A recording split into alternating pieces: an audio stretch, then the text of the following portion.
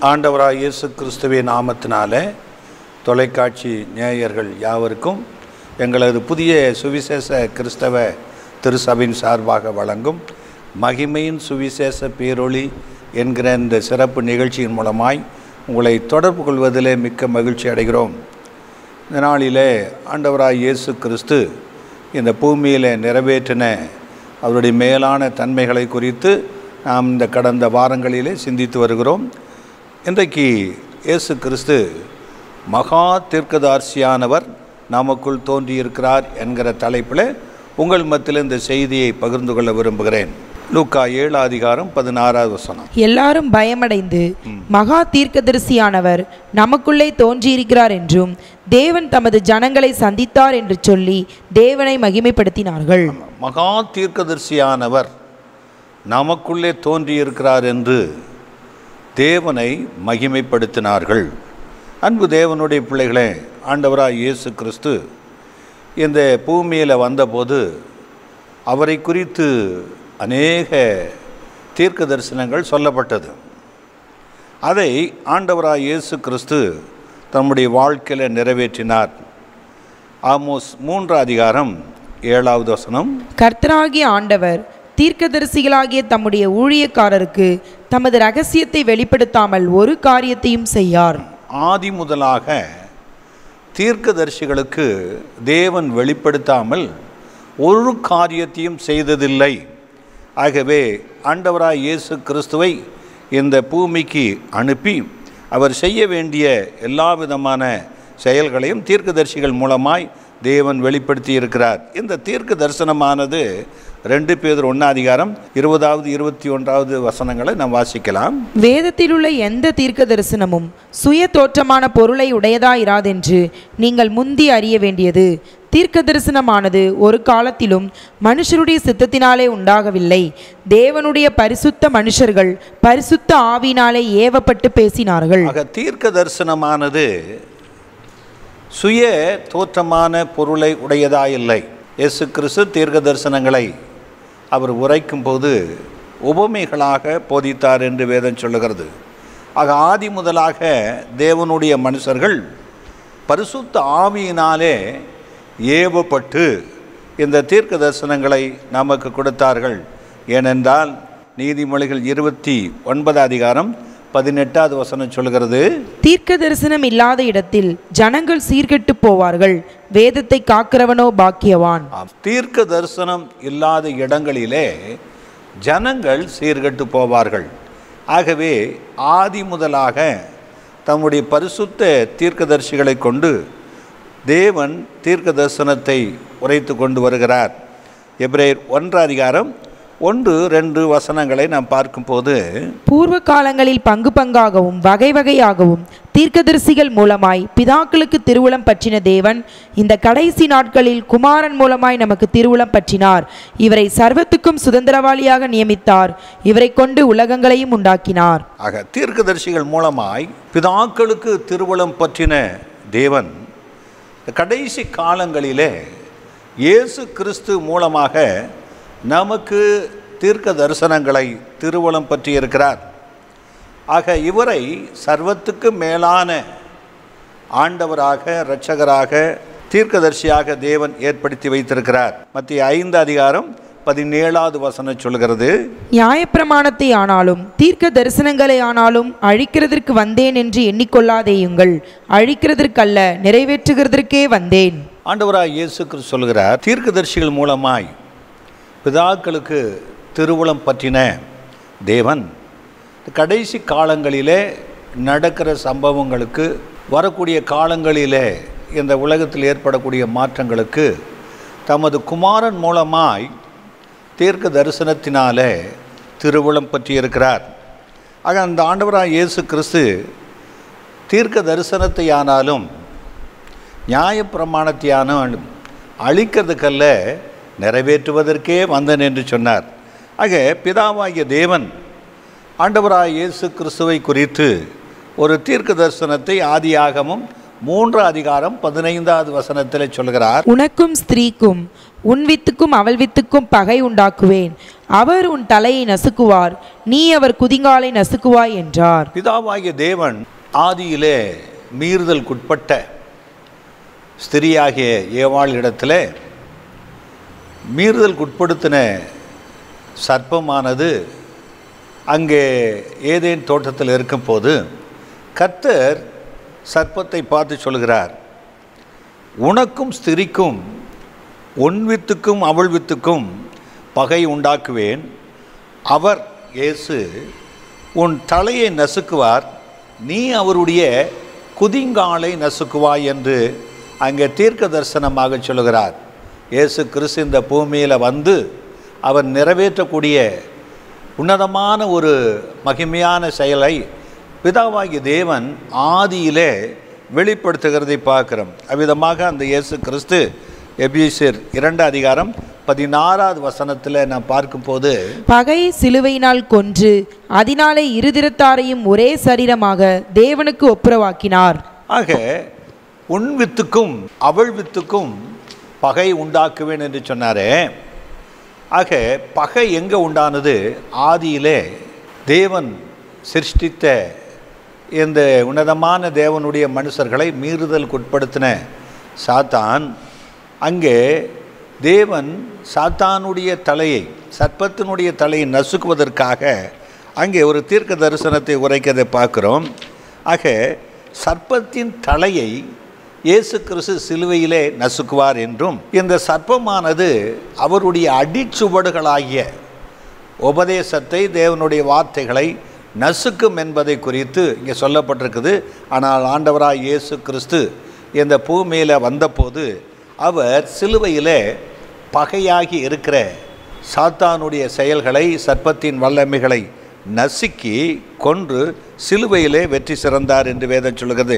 கொலோசியர் 2:14-15 நமக்கு எதிரிடையாகவும் கட்டளைகளால் நமக்கு விரோதமாக இருந்த கையெழுத்தை குலைத்து அதை நடுவில் இராதபடிக்கு எடுத்து சிலுவையின் மேல் ஆணியடித்து துரைத்தனங்களையும் அதிகாரங்களையும் உரிந்து கொண்டு வெளியரங்கமான கோலமாக்கி அவைகளின் மேல் சிலுவையிலே வெற்றி சிறந்தார். ஆக ஆண்டவராய் இயேசு கிறிஸ்து வருகிற வரைக்கும் துரைத்தனங்கள், அதிகாரங்களை எல்லாம் தனக்குள்ளாக அபகரித்து கொண்ட சாத்தானுடைய சர்ப்பத்தின் தலையை கிறிஸ்து இயேசு சிலுவையிலே நசுக்கி அவனுடைய செயலை அழித்து, அவனுடைய கிரிகளை அழித்து சிலுவையிலே வெற்றி சிறந்தார் என்று வேதம் சொல்லுகிறது.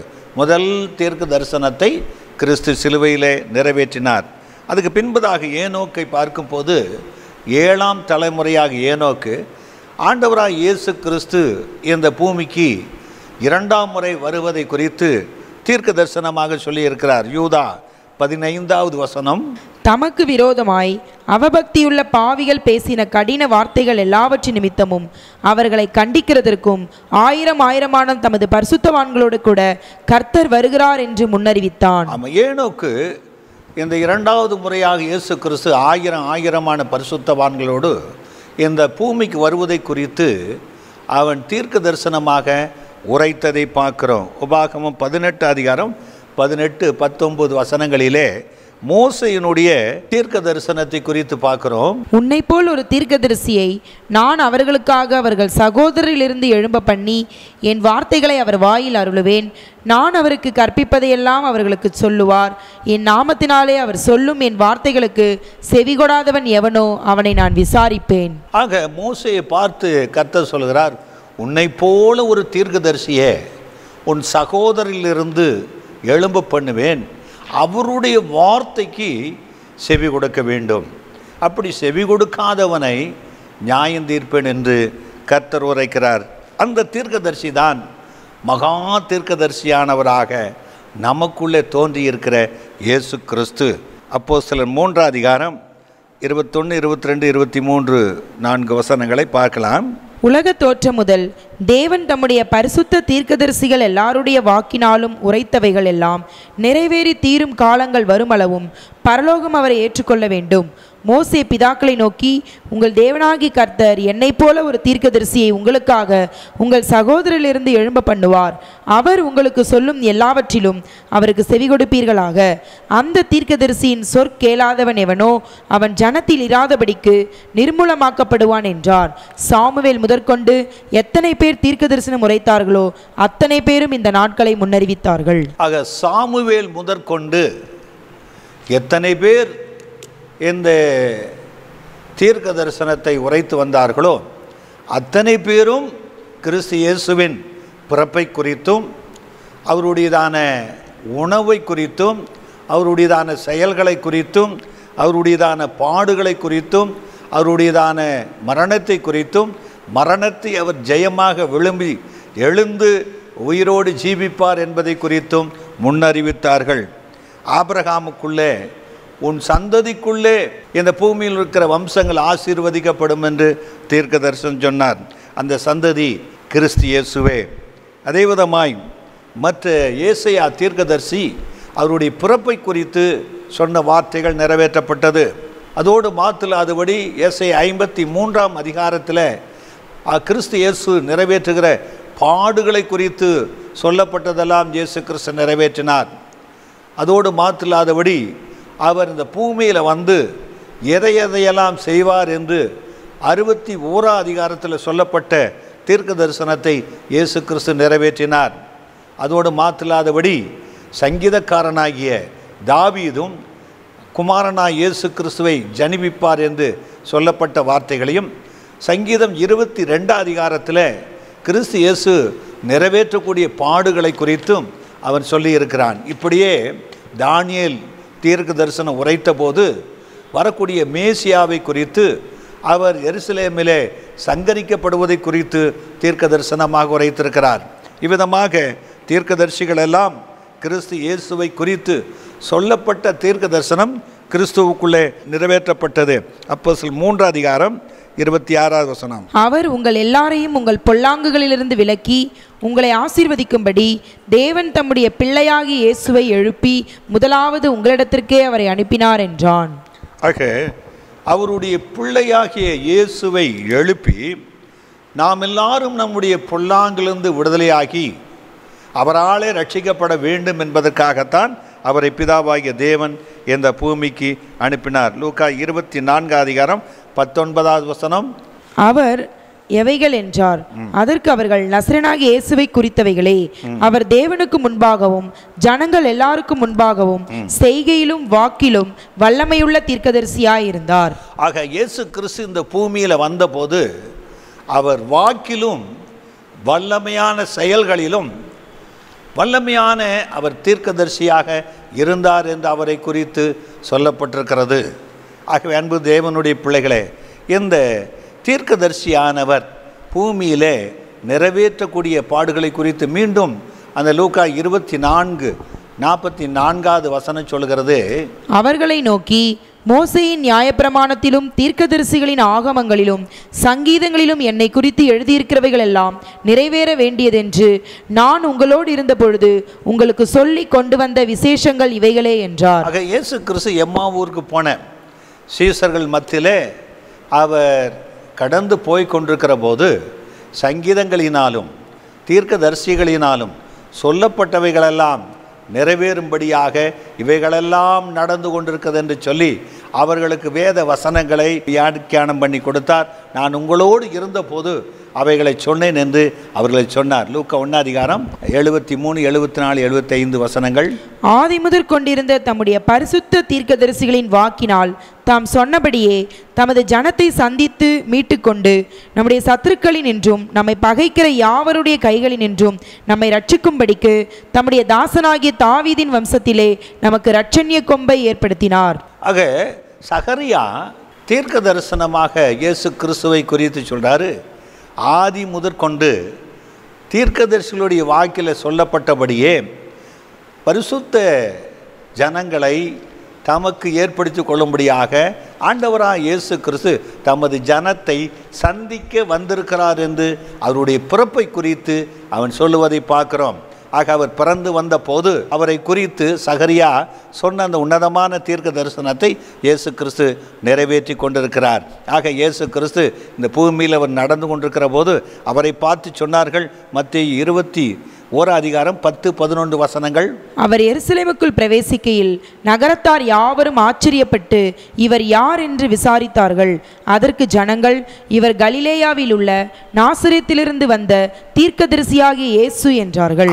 இயேசு கிறிஸ்து ஒலிவ மலையிலிருந்து அவர் எருசலேமுக்கு பவனியாக வரும்போது அவரை பார்க்கிற ஜனங்கள் சொன்னாங்க, இவர் யார் என்று ஆச்சரியப்பட்டார்கள்.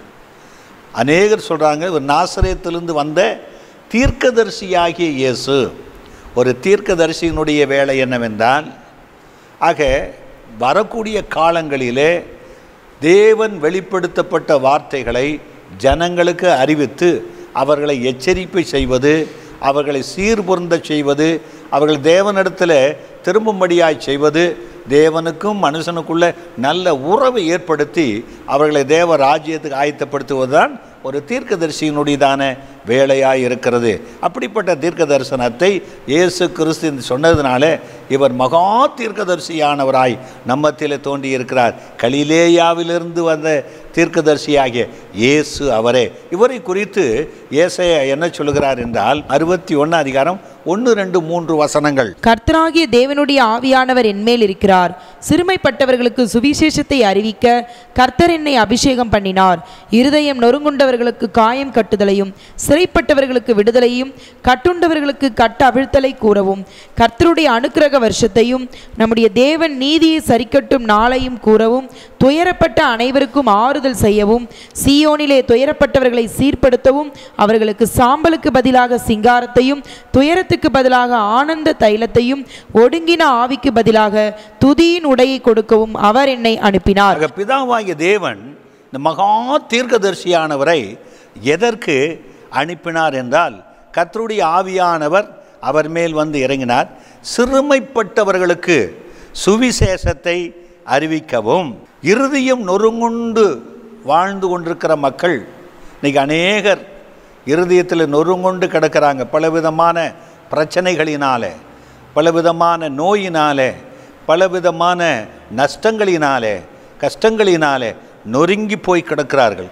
அவர்களுக்கு அவர் காயம் கட்டி அவர்களை மீட்டெடுத்து அவர்களை ஆசீர்வதிக்கும்படி கர்த்தராகிய தேவன் குமாரனா இயேசு கிறிஸ்துவை மகா தீர்க்கதரிசியாக அபிஷேகம் பண்ணி அனுப்பியிருக்கிறார். சிறைப்படுத்தப்பட்டவர்கள் அநேகர் இருக்கிறாங்க. பிசாசினாலே, பலவிதமான சூனிய மந்திரங்களினாலே சிறைப்பட்டு கிடக்கிறார்கள். சில குடும்பங்கள் பாரம்பரியமான சாபங்களினாலே சிறைப்பட்டு கிடக்கிறார்கள்.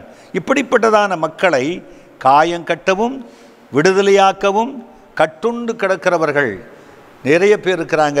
ஆக தெக்கப்போலி நாட்டுக்கு போன போது அங்கே கல்லறையில் குடியிருந்த ஒரு பயங்கரமான லேகியோன் பிடிச்ச ஒரு மனுஷனை அவன் கட்ட விழ்த்து அவனை விடுதலையாக்கி சுவிசேஷத்தை சொல்லும்படி வைத்தார். அப்படிப்பட்டதான அநேகர் இன்றைக்கு பலவிதமான பொல்லாத ஆவிகளினாலே கட்டப்பட்டிருக்கிறார்கள். அப்படிப்பட்டவர்களை விடுதலையாக்கவும் கர்த்தர் இந்த பூமியிலே இதுவரைக்கும் பாவம் சாபம் மரணத்துக்குள்ளே அடிமைப்பட்ட மக்கள் இன்றைக்கு பரலோக ராஜ்யத்துக்குள்ளே வருவதற்குரிய ஒரு வழியை தேவன் திறந்தார் என்று அனுக்கிரக வருஷத்தை தேவன் கூறவும் துயரப்பட்ட அனைவருக்கும் ஆறுதல் செய்யவும் கர்த்தர் இந்த பூமியிலே ஆண்டவராய் இயேசு கிறிஸ்துவை அபிஷேகம் பண்ணி அவர் அனுப்பினாலே இப்படிப்பட்டவர்கள் விடுதலையாக்கக்கூடிய மகா பெரிய தீர்க்கதரிசியாக மரித்து போன நாயினூர் விதவையின் மகனை எழுப்பின போதுதான் அங்கே இருக்கிற ஜனங்கள் சொல்கிறாங்க, ஒரு மகா பெரிய தீர்க்கதரிசியானவர் நம்மற்றிலே தோண்டி இருக்கிறார். இப்படிப்பட்ட அற்புதங்களை இயேசு இந்த பூமியில் வந்தபோது அவரை குறித்து சொல்லப்பட்ட தீர்க்க தரிசனங்களை நிறைவேற்றி கொடுத்தார் என்று வேதம் சொல்லுகிறது. மத்தேயு 16:21. அது முதல் இயேசு தாம் எருசலேமுக்கு போய் மூப்பராலும் பிரதான ஆசாரியராலும் வேத பாரகராலும் பல பாடுகள் பட்டு கொலையுண்டு 3ஆம் நாளில் எழுந்திருக்க வேண்டும் என்பதை தம்முடைய சீஷர்களுக்கு சொல்லத் தொடங்கினார். அது முதல் இயேசு கிறிஸ்து இப்படி அற்புத அடையாளங்களை 3.5 வருஷம் செய்ததோடு மாத்திரமல்ல, சுவிசேஷத்தை பிரசங்கம் பண்ணது மாத்திரமல்ல, மகா தீர்க்கதரிசியானவர் என்று தம்மை விளங்கும்படியாக பலத்த அற்புத அடையாளங்களினாலே அவர் தேவனிடத்திலிருந்து வந்த மகிமையை வெளிப்படுத்தினார். அதோடு மாற்றலாதபடி அவர் உரைத்த தீர்க்க தரிசனம் என்னவென்றால், அவர் எருசலேமுக்கு போகும்போது வேத பாரகராலும் பிரதான ஆசாரியராலும் அங்கே இருக்கிற அதிபதிகளினாலும் அவர்களை பிடித்து கொலை செய்து சிலுவையில் அறைந்து அவர் மரணத்துக்கு ஒப்பு கொடுப்பார்கள் என்பதை குறித்து அவர் அநேக முறை தன்னுடைய சீசர்களுக்கு அதை அறிவித்து வந்தார். மத்திய 26 அதிகாரம் 56வது வசனம். ஆகிலும் தீர்க்கதரிசிகள் எழுதியிருக்கிற வசனங்கள் நிறைவேறும்படி இவைகளெல்லாம் சம்பவிக்கிறது என்றார். ஆக தீர்க்கதரிசிகள் ஆதி முதலாக கிறிஸ்துவை குறித்து எழுதியிருக்கிற இந்த சம்பவங்கள், குறிப்பாக ஏசாயா 53 அதிகாரத்தில் கிறிஸ்துவின் பாடுகளை குறித்து எழுதியிருக்கிறாரே, அவைகளெல்லாம் இயேசு தன்னுடைய சரீரத்தில் சிலுவையில் நிறைவேற்ற வேண்டும் என்பது எழுதப்பட்டதை நிறைவேற்றி கொண்டிருக்கிறார். லூக்கா 13 அதிகாரம் 33, 35 2 வசனங்களை வாசிக்கலாம். இன்றைக்கும் நாளைக்கும் மறுநாளைக்கும் நான் நடமாட வேண்டும். எருசலேமுக்கு புறம்பே ஒரு தீர்க்கதரிசியும் மடிந்து போகிறதில்லை என்று நான் சொன்னதாக நீங்கள் போய் அந்த நரிக்கு சொல்லுங்கள். இதோ உங்கள் வீடு உங்களுக்கு பாழாக்கி விடப்படும். கர்த்தருடைய நாமத்தினாலே வருகிறவர் ஸ்தோத்தரிக்கப்பட்டவர் என்று நீங்கள் சொல்லும் காலம் வருமளவும் என்னை காணாதிருப்பீர்கள் என்று மெய்யாகவே உங்களுக்கு சொல்லுகிறேன் என்றார். ஆக இயேசு கிறிஸ்து இந்த எருசலேமுக்கு புறம்பாக ஒரு தீர்க்கதரிசியும் கொல்லப்படுவதில்லை என்று சொன்னார். ஆக இந்த இயேசு கிறிஸ்து எருசலேமை குறித்து ஒரு தீர்க்க தரிசனம் சொன்னார். இந்த எருசலேம் பட்டணமானது ஒரு கல்லின் மேல் ஒரு கல் இராதபடிக்கு எல்லாம் இடிக்கப்பட்டு போகும் காலம் வரும். காரணம் என்னவென்றால், எருசலேமை பார்த்து இயேசு கண்ணீர் வடித்தார். உனக்கு கிடைத்த எந்த நாளில் ஆகிலும் உன்னுடைய சமாதானத்துக்கு ஏற்றவைகளை, தேவனுடைய ராஜ்யத்துக்கு அடுத்தவைகளை நீ ஏற்றுக்கொண்டிருந்தால் நலமாயிருக்குமே. உனக்கு கிடைத்த இந்த நாளை நீ உதாசீனப்படுத்தி விட்டாய் என்று சொல்லி அந்த எருசலேமை குறித்து இயேசு கிறிஸ்து தீர்க்க தரிசனம் சொன்னார். அது நிறைவேறும்படியாக சொல்லப்பட்ட தீர்க்க தரிசனம் கிபி 72வது வருஷம் தீத்து ராயனாலே ஒரு கல்லின் மேல் ஒரு கல் இராதபடிக்கு எருசலேம் இடிக்கப்பட்டது. தேவாலயம் இடிக்கப்பட்டு போனது. சுமார் 2000 ஆண்டுகளாக அது பால்பட்டு கடந்தது. அன்பு தேவனுடைய பிள்ளைகளே, இயேசு கிறிஸ்து சொன்ன எல்லா தீர்க்க தரிசனம் நிறைவேறி கொண்டிருந்தது என்று வேதம் சொல்லுகிறது. அப்படிப்பட்டதான இயேசு கிறிஸ்துவை அவர்கள் பிடித்து அடித்து பரியாசம் பண்ணி சிலுவையில் அறைவார்கள். மார்க் 15 அதிகாரம் 20வது வசனம். அவரை பரியாசம் பண்ணின பின்பு சிவப்பான அங்கியை கழற்றி அவருடைய வஸ்திரங்களை அவருக்கு உடுத்தி அவரை சிலுவையில் அறையும்படி வெளியே கொண்டு போனார்கள். ஆக இயேசுவை பரியாசம் பண்ணி அவரை அடித்து சிலுவையில் அறையும்படி கொண்டு போனார். அவர் சொன்ன தீர்க்க தரிசனம் அங்கே நிறைவேறி கொண்டிருக்குது. இப்படி இயேசு கிறிஸ்து வருகை குறித்து, முதல் பிறப்பை குறித்து, அவர் ஊழியத்தை குறித்து, அவருடைய செயல்களை குறித்து எல்லா தீர்க்கதரிசிகள் சொன்னதை இயேசு நிறைவேற்றினார். அதோடு மாத்திரமில்லாதபடி இவர் தீர்க்க தரிசனமாய் சொன்ன காரியங்கள் ஏராளமாக இருக்கிறது. அவைகளெல்லாம் சிந்திக்க நேரமில்லை. ஆனாலும் ஒரு குறிப்பிட்ட காரியத்தை அவர் சொன்னார். எருசலேமுக்கு போகிறோம், அங்கே பிரதான ஆசாரியரால் வேதபாரரால் சிலுவையில் அறையப்படுவோம் என்று 3ஆம் நாள் மரித்து உயிரோடு எழுந்திருப்பேன் என்று அவர் சொன்ன தீர்க்க தரிசனத்தை இயேசு அங்கே நிறைவேற்றினார் என்று பார்க்கிறோம். ஆனால் ஆக இயேசு கிறிஸ்து அதுக்கு அடுத்ததாக உயிர்த்தெழுந்து பரலோகத்துக்கு போன பின்பு மீண்டும் வருவேன் என்று சொன்னார். மத்திய 24 அதிகாரம் 3வது வசனத்திலிருந்து நாம் வேகமாக வாசிக்கலாம். பின்பு அவர் ஒலிவமலையின் மேல் உட்கார்ந்திருக்கையில் சீஷர்கள் அவரிடத்தில் தனித்து வந்து, இவைகள் எப்பொழுது சம்பவிக்கும்? உம்முடைய வருகைக்கும் உலகத்தின் முடிவுக்கும் அடையாளம் என்ன? எங்களுக்கு சொல்ல வேண்டும் என்றார்கள்.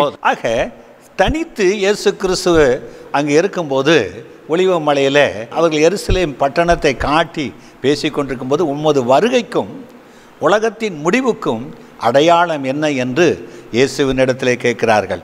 நீங்கள் இந்த வேத பகுதியை தொடர்ந்து வாசிப்பீர்களானால் இந்த கடைசி காலத்தில் யுத்தங்களின் செய்திகள், பல இடங்களில் பூமி அதிர்ச்சி, நோவா காலத்தில் நடந்தது போல மனுஷகுமாரன் காலத்தில் நடக்கும் என்று சொன்னார். பயங்கரமான கொள்ளை நோய்கள் உண்டாகும். ஜனத்துக்கு விரோதமாக ஜனம், ராஜ்யத்துக்கு விரோதமாக ராஜ்யம், பஞ்சங்களும் கொள்ளை நோய்களும் பூமி அதிர்ச்சிகளும் பல இடங்களில் உண்டாகும். அந்த கடைசி காலத்தில் மனுஷர் தற்பிரியராக, பணக்கிற்பிரியராக, வீம்புக்காரராக, அகந்தையுள்ளவர்களாக தேவனற்று வாழக்கூடிய ஒரு வாழ்க்கையில் இருக்கும் என்பதை குறித்து அவர் சொல்லப்பட்ட எல்லாவற்றையும் இந்த கடைசி நாட்களில் நிறைவேறி கொண்டிருக்கிறதை நாம் பார்க்குறோம். ஆக மீண்டும் ஆண்டவராக இயேசு கிறிஸ்து பூமிக்கு வரும்படியாக அவர் விரும்புகிறார். அவர் அமைத்து விட்டு போன ஒரு சபை இருக்கிறது. இயேசு கிறிஸ்து தன்னுடைய சுய இரத்தத்திலே சம்பாதித்த சபையானது அது சீர் பொருந்துவதற்காக சிலரை அப்போஸ்தலராக போதகராக ஏற்படுத்தினார். எபேசியர் 4:11, 12, 13 வசனங்கள். மேலும் நாம் அனைவரும் தேவனுடைய குமாரனை பற்றும் விசுவாசத்திலும் அறிவிலும் ஒருமைப்பட்டவர்களாகி கிறிஸ்துவினுடைய நிறைவான வளர்ச்சியின் அளவுக்கு தக்கதாக பூரண புருஷராகும் வரைக்கும் பரிசுத்தவான்கள் சீர்பொருந்தும் பொருட்டு சுவிசேஷ ஊழியத்தின் வேலைக்காகவும் கிறிஸ்துவின் சரீரமாகிய சபையானது பக்தி விருத்தி அடைவதற்கு ஏதுவாகவும் அவர் சிலரை அப்போஸ்தலராகவும் சிலரை தீர்க்கதரிசிகளாகவும் சிலரை சுவிசேஷகராகவும் சிலரை மேய்ப்பராகவும் போதகராகவும் ஏற்படுத்தினார். அவர் ஏற்படுத்தப்பட்ட அந்த சபையானது பரிசுத்தவான்கள் சீர் பொருந்த வேண்டும், சபை பக்தி விருத்தி அடைய வேண்டும், சபையானது கிறிஸ்துவுக்கு முன்பதாக உத்தம மகிமைக்குரிய சபையாய் மாற்றப்படுவதற்கு அவர் தீர்க்கதரிசிகளை ஏற்படுத்தியிருக்கிறார். ஏனென்றால் தீர்க்க தரிசனம் இல்லாத இடத்துல ஜனங்கள் சீர்கெட்டு போவார்கள் என்று நீதிமொழிகள் சொல்லப்பட்டிருக்குது. ஆகவே கடைசி நாட்களிலே அப்போ 2:17-18 வசனங்கள். கடைசி நாட்களில் நான் மாம்சமான யாவர் மேலும் என் ஆவியை ஊற்றுவேன்.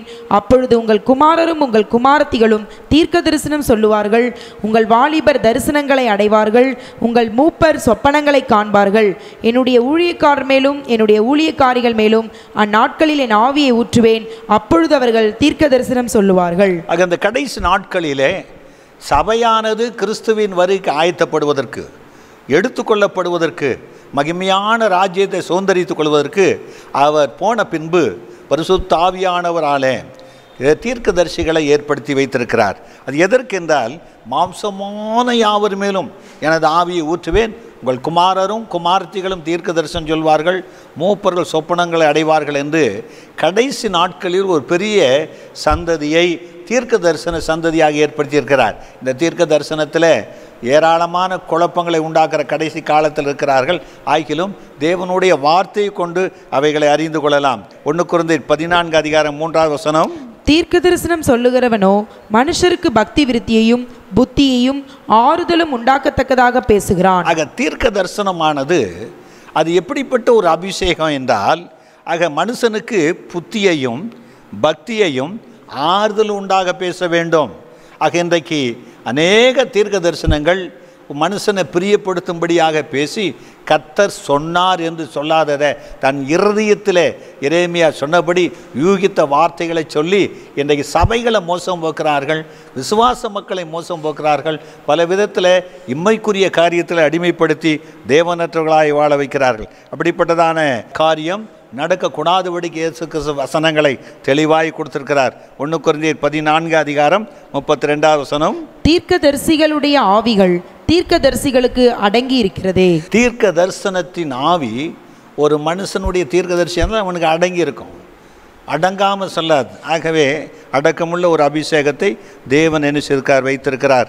ஆக அப்போஸ்தலர் 1:10-11 அவர் போகிற பொழுது அவர்கள் வானத்தை அண்ணாந்து பார்த்து கொண்டிருக்கையில் இதோ வெண்மையான வஸ்திரம் தரித்தவர்கள் 2 பேர் அவர்கள் அருகே நின்று, கலிலேயராகிய மனுஷரே, நீங்கள் ஏன் வானத்தை அண்ணாந்து பார்த்து நிற்கிறீர்கள்? உங்களிடத்திலிருந்து வானத்திற்கு எடுத்துக்கொள்ளப்பட்ட இந்த இயேசுவானவர் எப்படி உங்கள் கண்களுக்கு முன்பாக வானத்துக்கு எழுந்தருளி போனாரோ அப்படியே மறுபடியும் வருவார் என்றார்கள். ஆக வரக்கூடிய காலங்களிலே இயேசுவின் வருகை குறித்து சொல்லப்பட்ட தீர்க்க தரிசனம் எப்படி ஒலிவமலையிலிருந்து மேகத்தில் எடுத்துக்கொள்ளப்பட்டாரோ அப்படியே வருவார். அதுக்குரிய அடையாளங்களை இயேசு சொல்லி வைத்திருக்கிறார். ஆக மீண்டும் இயேசு வருவார், அதுக்கு ஆயத்தமாகவும். வெளிப்படுத்தின விசேஷம் 22:6-7 சீக்கிரம் வாசிக்கலாம். பின்பு அவர் என்னை நோக்கி, இந்த வசனங்கள் உண்மையும் சத்தியமுமானவைகள், சீக்கிரமாய் சம்பவிக்க வேண்டியவைகளை தம்முடைய ஊழியக்காரருக்கு காண்பிக்கும் பொருட்டு பரிசுத்த தீர்க்கதரிசிகளின் கர்த்தராகிய தேவனானவர் தம்முடைய தூதனை அனுப்பினார். இதோ சீக்கிரமாய் வருகிறேன். இந்த புஸ்தகத்தில் உள்ள தீர்க்க தரிசன வசனங்களை கை கொள்ளுகிறவன் பாக்கியவான் என்றார். இந்த தீர்க்க தரிசன புஸ்தகத்தில் எழுதப்பட்டவைகளை கை கொள்ளுகிறவன் பாக்கியவான். இதோ சீக்கிரமாய் வருகிறேன். வெளிப்படுத்தின 22:10 பார்க்கலாம். பின்பு அவர் என்னை நோக்கி, இந்த புஸ்தகத்தில் உள்ள தீர்க்க தரிசன வசனங்களை முத்திரை போட வேண்டாம், காலம் சமீபமாய் இருக்கிறது. காலம் சமீபமாய் இருக்குது, இயேசு வருகை சமீபமாய் இருக்குது.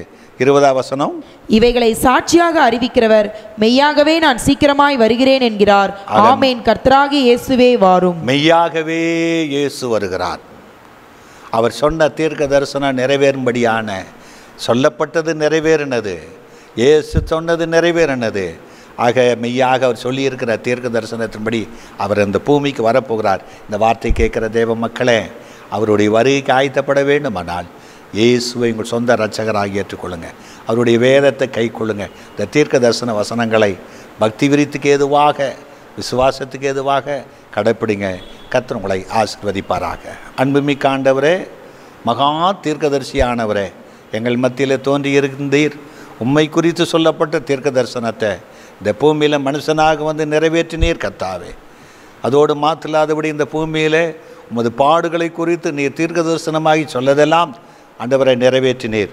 இப்பொழுதும் கூட இந்த சபைகளுக்கு பக்தி விருத்தி உண்டாக, விசுவாசம் பெருக, ரட்சிப்பு பெருக, ஆண்டவரை சீர் பொருந்த தீர்க்கதரிசிகளாகிய தேவனுடைய வார்த்தைகளை போதிக்கிற மக்களை நீர் ஏற்படுத்தி வைத்திருக்கிறீர். அவர்களை கொண்டு இந்த கடைசி நாட்களில் போதித்து வருகிறேன். அதோடு மாத்தில்லாதபடி தீர்க்கதரிசியாக இயேசு கிறிஸ்து மீண்டும் வரப்போகிறீர் ஆண்டவரே. அந்த வருகைக்கு ஆயத்தப்பட தகுதிப்படுத்தும். கேட்ட ஒவ்வொருவரை தகுதிப்படுத்தும். இயேசுவின் மூலம் வேண்டிக் கொள்கிறோம் பிதாவே, ஆமென். எங்கள் சபையின் ஞாயிறு ஆராதனை நேரங்கள்: ஆங்கில ஆராதனை காலை 7 மணி முதல் 8:30 மணி வரை, தமிழ் ஆராதனை காலை 8:30 மணி, தெலுங்கு மற்றும் தமிழ் ஆராதனைகள் மாலை 7:30 முதல் 9 மணி வரையிலும் நடைபெறுகிறது. இவ் ஆராதனைகளில் பங்கு பெற்று இறையாசியை பெற்று மகிழுங்கள். மேலும் ஒவ்வொரு வெள்ளிக்கிழமை தோறும் பகல் 11 மணிக்கு உபவாச ஜெபமும் நடைபெறுகிறது என்பதை தெரிவித்துக் கொள்கிறோம். ரெவரண்ட் ஜே ஜோதி பிரகாசம், புதிய சுவிசேஷ கிறிஸ்தவ திருச்சபை, ராஜீவ் காந்தி சாலை, OMR, புனித தோமா தெரு, எகாட்டூர், சென்னை 130.